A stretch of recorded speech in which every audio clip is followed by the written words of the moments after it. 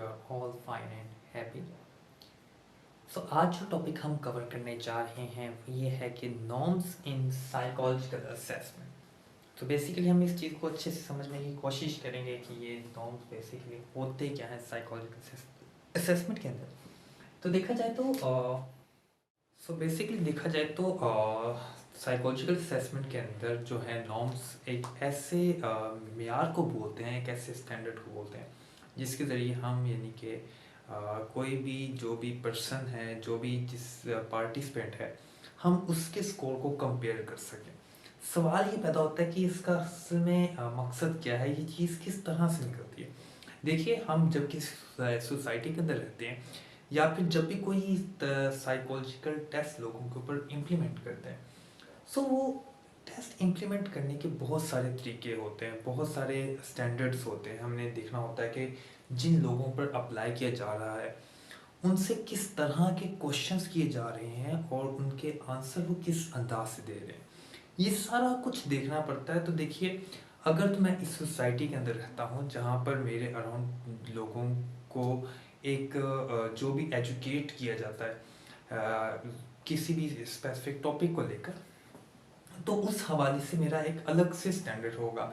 इस तरह से वो लोग जो कि यूएस के अंदर रहते हैं, जो कि इंडिया में रहते हैं या किसी भी कंट्री के अंदर रहते हैं, सो उनका एक अलग से स्टैंडर्ड है, एक अलग से म्यार है, उनके अपने नॉर्म्स हैं उनके कल्चर के मुताबिक। सो जब भी हम कोई साइकोलॉजिकल टेस्ट डेवलप करते हैं, सो देखते हैं कि हमने उसके लिए एक एवरेज सेट कर लेते हैं, एक म्यार सेट कर लेते हैं कि जो भी इस म्यार के मुताबिक पूरा उतरेगा वो उस टेस्ट को पास कर सकेगा। एग्जाम्पल दे लेते हैं कि अगर फ़र्ज़ करें हमने एक गेम लॉन्च की है, हम कहते हैं कि इस गेम के अंदर जो भी सबसे ज़्यादा पॉइंट गेन करेगा, एवरेज पॉइंट हम सेट कर लेते हैं कि अगर फ़र्ज़ करें गेम के अंदर 100 पॉइंट्स हैं और हम कह देते हैं कि जो बंदा भी इसके अंदर से 80 पॉइंट्स लेगा वो विनर होगा। तो ये इस गेम का स्टैंडर्ड है, ये इस गेम के नॉर्म्स हैं।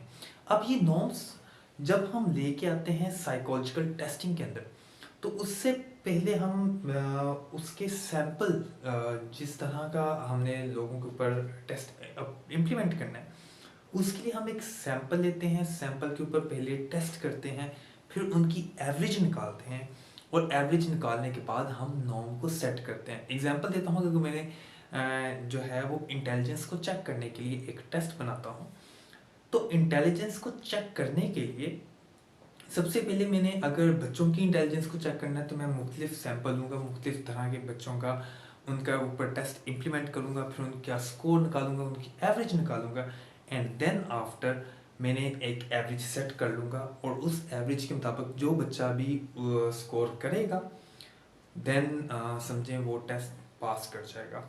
उम्मीद करता हूँ कि ये चीज़ आपको बेसिकली समझ आ गई होगी, लेकिन अब हम इस चीज़ को ज़रा डिटेल में करने वाले हैं कि हम नॉर्म्स को डेवलप कैसे करते हैं। जी, तो अब हम आ चुके हैं अगले मरहले की जानिब। अगले मरहले के अंदर ये देखना है कि नॉर्म्स को हम डेवलप कैसे करते हैं, उनको बनाते कैसे हैं। तो देखिए, उसके सबसे पहले होते हैं 4 तरीके होते हैं। सबसे पहले नॉर्मेटिव सैंपल लिया जाता है, फिर उसकी स्टैंडर्डाइजेशन की जाती है, फिर नॉर्मेटिव डाटा को कलेक्ट किया जाता है, देन आफ्टर उसकी इंटरप्रिटेशन की जाती है।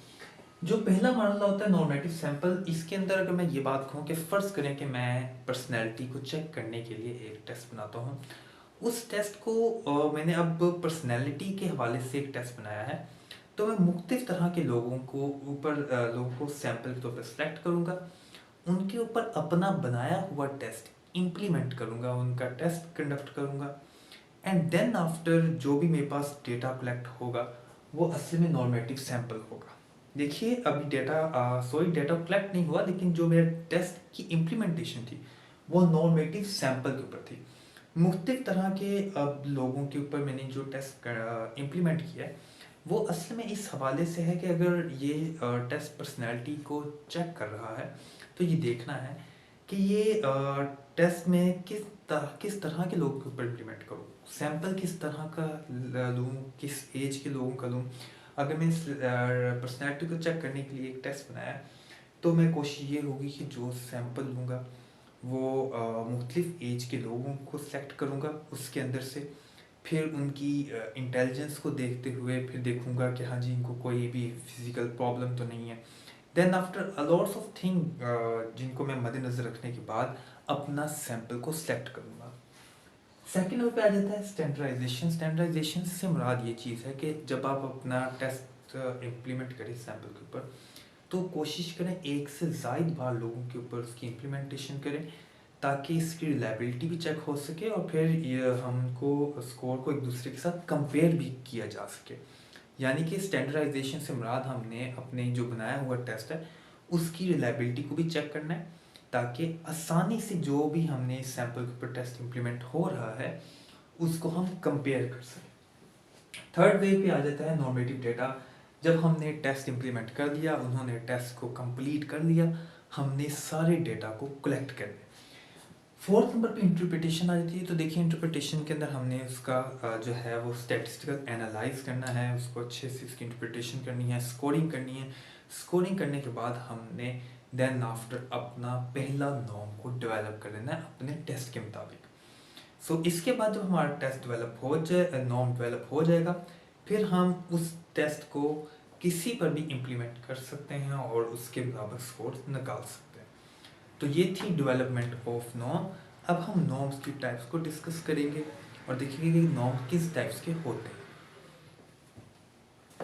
जी, तो अब हम आ चुके हैं टाइप्स ऑफ नॉर्म की जानिब। तो देखते हैं टाइप्स ऑफ नॉर्म के अंदर जो पहला नॉर्म हम डिस्कस करने जा रहे हैं वो है एज नॉर्म।